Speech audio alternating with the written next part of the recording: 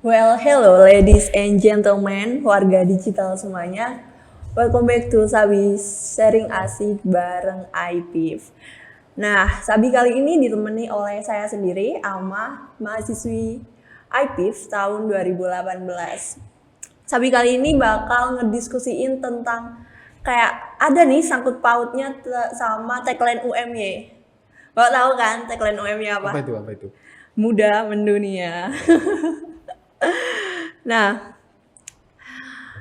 tagline ini tuh bakal sejalan dengan fakta yang ada di UMY. Faktanya tuh banyak banget mahasiswa-mahasiswa UMY yang sering nih bukan tiap tahun lagi, bahkan tiap semester tuh kayak wing pergi ke sana kemari ke luar negeri gitu. Karena UMY sendiri tuh punya yang ada yang KKN internasional bener yang ada di Filipina dan di mana-mana. Habis itu ada lagi yang namanya exchange, ada lagi yang namanya magang. Biasanya magangnya di KBRI gitu.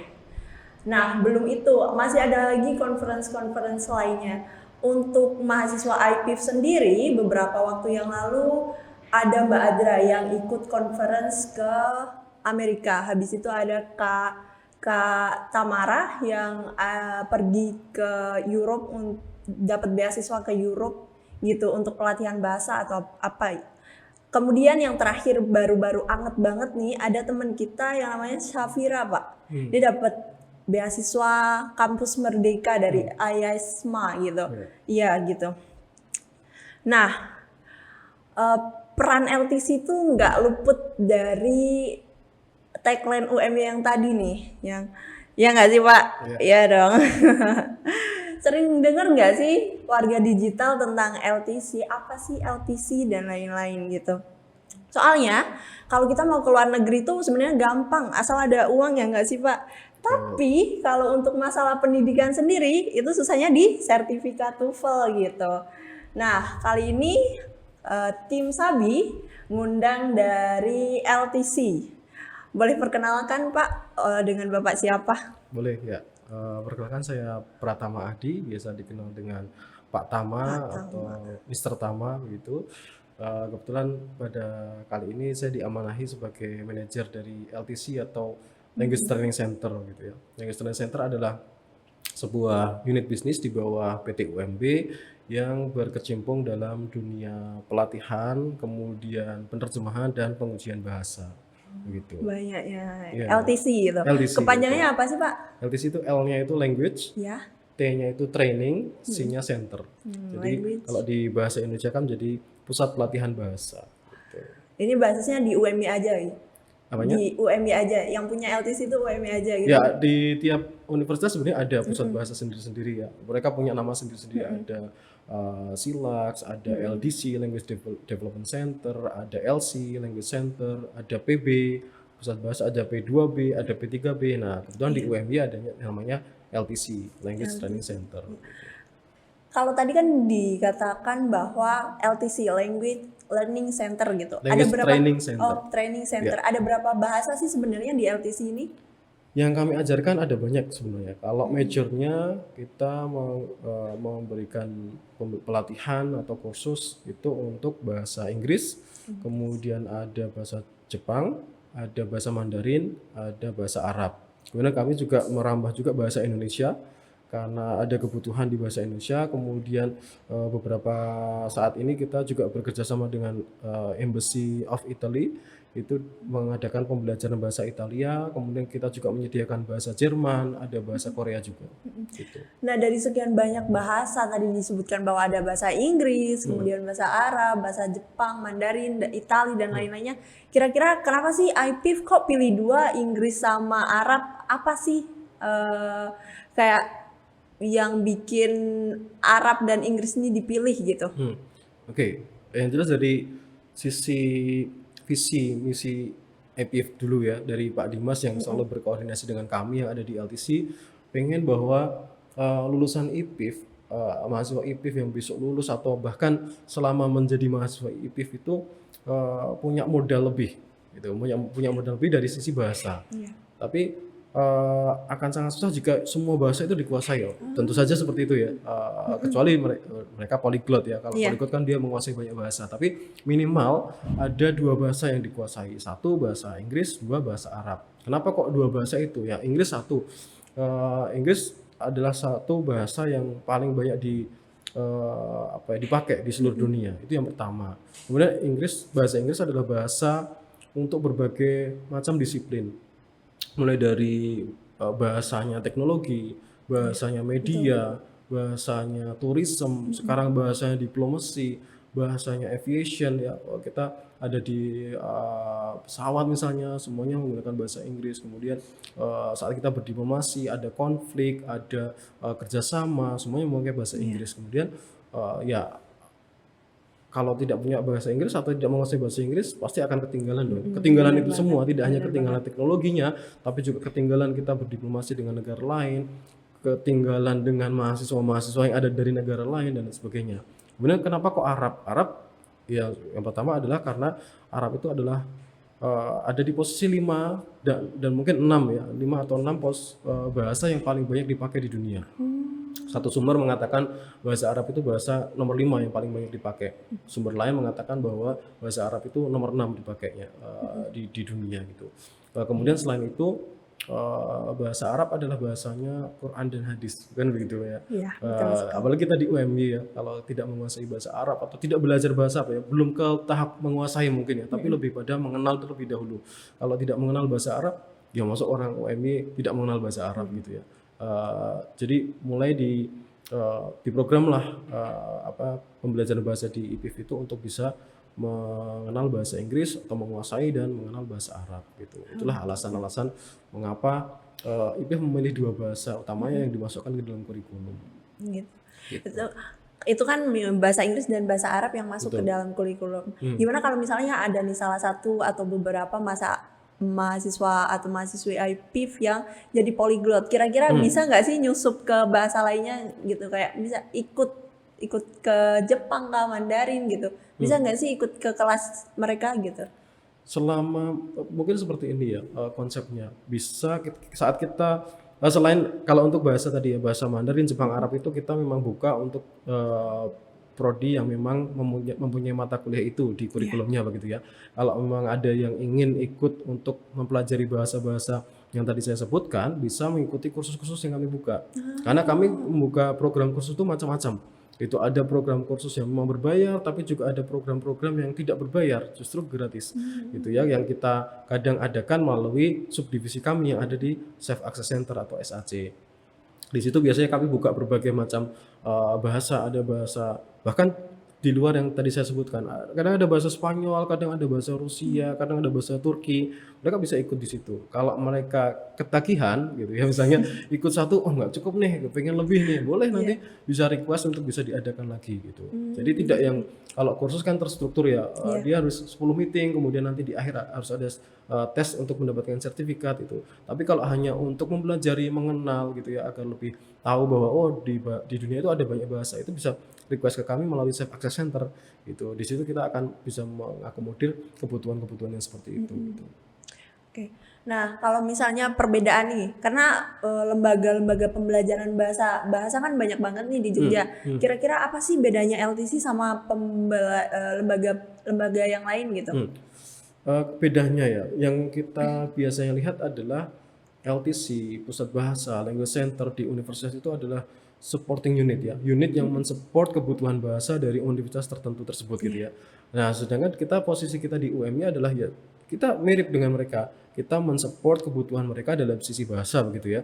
Namun yang mungkin membedakan kami dengan pusat bahasa lain adalah program-program kami itu biasanya kami susun, kami rancang itu berdasarkan demand yang ada di prodi, yang ada di bahkan kadang organisasi mahasiswa, kemudian juga mungkin juga kebutuhan dari dosen, karyawan yang ada di UMY. Jadi program-program kami justru tidak hanya mengajarkan terkait general English, tidak seperti itu. Tapi kadang ada kebutuhan seperti ini, misalnya dari Biro Sumber Daya Manusia yang saya bisa contohkan ya dari Biro Sumber Daya Manusia, oh saya pengen security itu bisa bahasa Inggris, gitu. Itu mungkin hal yang tidak bisa ditemukan di pusat bahasa lain. Maka dari itu kita akan mendesain program misalnya seperti itu. Oh, kita akan bikin English for security personnel. Yang diajarkan justru jelas akan berbeda dengan apa yang kita ajarkan untuk mahasiswa di kelas. Akan kita bedakan dengan Bapak Ibu dosen gitu. Nanti beda gitu. Mungkin ada kebutuhan lain. Oh, saya itu pengen mengajar ada kebutuhan bahasa Inggris untuk mengajar kelas internasional. Maka kita akan mendesain program yang namanya Classroom English. Classroom English itu dikhususkan untuk justru para dosen-dosen yang akan mengajar disiplin ilmunya tetapi dalam bahasa Inggris. Nah, itu yang membedakan. Jadi kita berangkat dari demand, dari kebutuhan. Apa sih UM itu butuh apa? Kita akan desain program seperti itu. Nah, itu yang membedakan. Tadi kan disinggung soal support system gitu kan. Support system. Nah, saya juga kan mahasiswa IPIF nih. Ngerasa terbantu banget adanya LTC. Soalnya dulu waktu saya mau masuk ke IPIF gitu kayak aduh bingung banget nih gitu, kayak bisa nggak ya aku survive bahasa Inggris aku gitu sama teman-teman aku, pokoknya sama teman-teman aku yang lain mungkin bisa bahasa Inggris tapi sedangkan aku nggak punya basic sama sekali bahasa Inggris, apalagi saya tinggal di daerah pedesaan gitu. Nah, berkat adanya LTC tuh kayak merasa terbantu banget karena sebelum adanya pembelajaran kita bahkan dikasih matrikulasi. Terus habis itu kayak udah ada basic nih, habis itu nanti di semester awal-awal tuh masih bisa switch language gitu kan Pak, bahasa Indo sama bahasa Inggrisnya boleh dicampur-campur gitu. Saya mau nanya sih sebenarnya apa tahapan-tahapan LTC untuk memberikan apa ya sebuah pembelajarannya ke IPIF tuh gimana aja sih? Oke, jadi kalau di LTC sebenarnya ada beberapa jenis kurikulum ya yang mungkin antara satu prodi dengan prodi yang lain itu akan berbeda. Namun untuk IPIF sendiri berdasarkan kita berkoordinasi dengan IPIF ya, kita mendesain program di mana program itu sudah disesuaikan dengan kebutuhan tadi ya, berangkat dari kebutuhan. Apa sih butuhnya mahasiswa IPIF atau anak IPIF itu besok butuh bahasa Inggrisnya buat apa, butuh bahasa Arabnya buat apa. Nah, kita desain dari bahkan dari semester awal ya. Semester awal kita desain itu berdasarkan level of difficulty dan level of needs gitu. Jadi berangkat dari kebutuhannya apa dan tingkat kesulitannya apa gitu ya. Gak mungkin kita di semester awal akan kita berikannya sangat susah gitu, tidak mungkin. Jadi akan kita desain gitu. Misalnya di awal mereka akan seperti tadi ya, kita motivasi untuk bisa pokoknya berani berbicara dulu. Makanya kita desain mungkin akan di semester awal itu akan kita berikan free conversation gitu. Agar bisa belajar nulis, akan kita kasih atau desain agar mendapatkan mata kuliah essay writing. Nanti bertahap naik, sudah bisa berbicara, mulai berbicara melihat lebih terstruktur. Kita akan membuat mata kuliah public speaking gitu. Bisa nanti justru dari program-program seperti ini yang didesain sampai dengan nanti level tertinggi itu bisa match dengan kebutuhan yang ada di IPIF gitu. Misalnya public speaking atau paper presentation itu nanti akan bisa nge-link saat mahasiswa IPIF itu diminta untuk bisa submit paper untuk UMY Grace kan gitu misalnya. Itu contohnya seperti itu. Bisa publish jurnal. Jadi bahkan yang LTC dan IPIF design untuk kurikulum yang ada di pembelajaran bahasa di IPIF itu sudah menuju ke arah yang lebih jauh begitu ya. Tidak hanya berhenti di ya udah nanti saat lulus akan seperti ini, tapi justru bahkan Pak Dimas selaku direktur IPIF sudah mendesain, sudah merancang di mana sebelum lulus pun sudah berkarya. Kalau bisa mahasiswa IPIF sebelum lulus pun sudah berkarya. Makanya tidak heran saat ada mahasiswa IPIF yang tadi memasukkan artikelnya ke UMY Grace, presentasikannya bahkan gitu dalam bahasa Inggris, kemudian ikut tadi program-program kampus merdeka, exchange, summer school mungkin. Nah, itu produknya seperti itu gitu. Jadi tidak hanya produk yang hanya ada di kelas, tapi tingkat kebermanfaatnya itu seperti itu gitu. Jadi nggak cuma tadi kayak misalnya bisa pergi ke luar negeri aja nih, tapi bisa untuk kayak publish artikel, publish jurnal gitu, dan untuk skripsi dan lain-lain gitu ya Pak, berguna banget gitu. Nah, kalau misalnya warga digital nih, biasanya di pamflet IPIF nih kadang ada tulisan kayak dapat 6, kita kan belajar 6 semester ya kan? 6 semester. Betul. 6 semester belajar bahasa Inggris dan akan dapat kayak setara D1. Itu gimana sih Pak? Betul. Setara desa itu artinya di dalam pembelajaran bahasa selama S1, mahasiswa IPB itu akan mendapatkan beberapa program bahasa. Jadi ada tadi ya seperti saya sebutkan free conversation, public speaking, essay writing, paper presentation. Jadi pembelajaran bahasa yang ditempuh selama menjalani studi S1 itu setara dengan kita setarakan dengan D1 gitu. Jadi lamanya itu sudah setara dengan menempuh D1 kan gitu. Nanti di akhir mahasiswa IPIF akan mendapatkan satu sertifikat yang menyampaikan bahwa oh sudah melampaui mata kuliah ini, mata kuliah ini, mata kuliah ini untuk pembelajaran bahasanya gitu. Gitu. Kira-kira ada nggak sih Pak kayak acara yang berkolaborasi nih sama IPIF gitu? Ada nggak sih yang Di dari luar perkuliahan ya? Iya. Ya ada. Jadi kami LTC dan IPIF itu apa ya, merancang beberapa program ya yang biasa kita lakukan per semester dan besok akan dilakukan per tahun adalah kita mengadakan IPIF Week. IPIF Week? Ya, IPIF Week namanya IPIF Week. IPIF Week itu apa ya, sebuah ajang kompetisi sih sebenarnya, lebih kepada kompetisi di mana anak-anak IPIF ya, utamanya mahasiswa IPIF dari berbagai angkatan itu bisa berkompetisi untuk bisa ngikut beberapa lomba.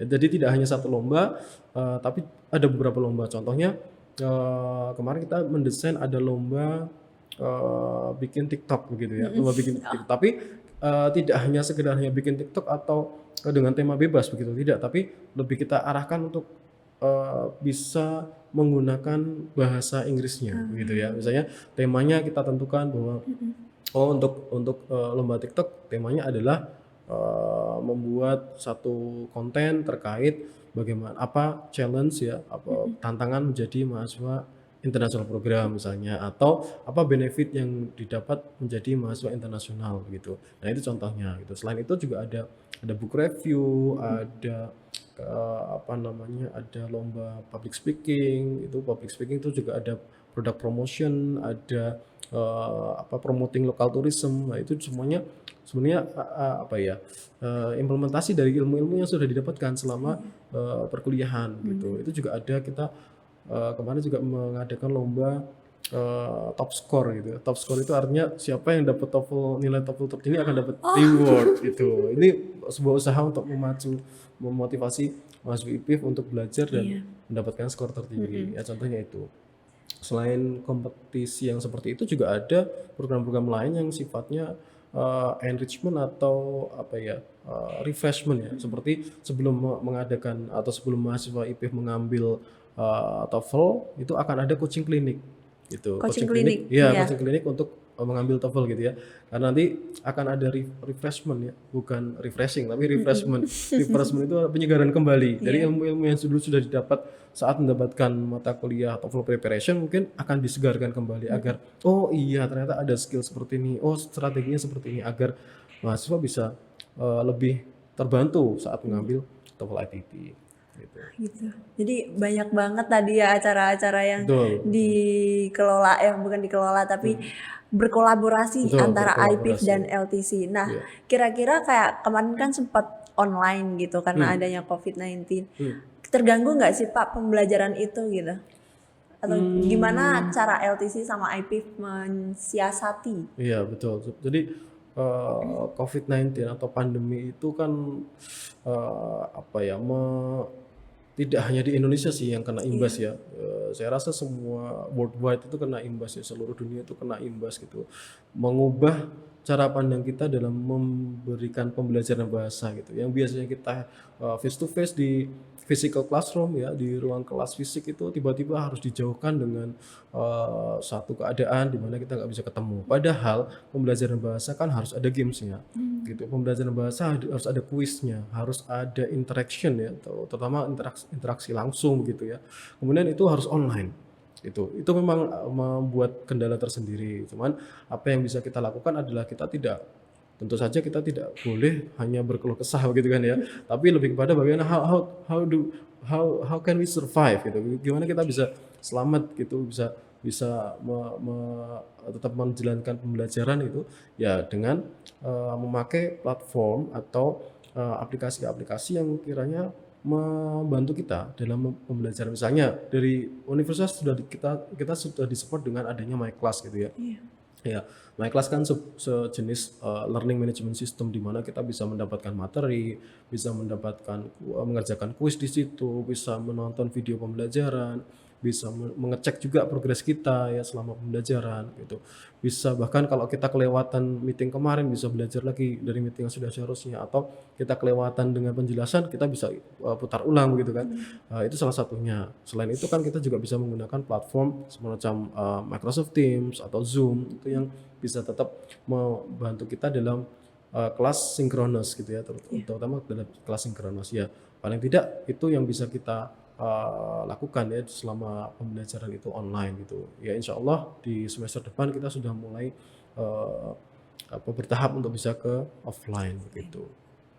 Emang ada plus sama minusnya ya Pak, offline Betul, sama online gitu. betul, iya. Nah, tadi kan disebutkan sama Pak Tama bahwa kalau misalnya aku nih, mahasiswa dulu, kayak untuk mahasiswa maba kayak aku yang kayak, ih bisa nggak sih aku survive di IPIF di tengah orang-orang bisa bahasa Inggris semua? Tenang aja guys.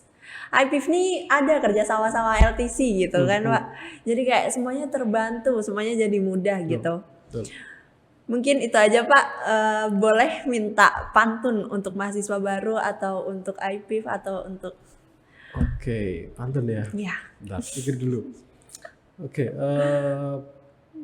pagi-pagi belanja ke Jakal. Cakep. Oke, tidak lupa membeli kain kasa. Cakep.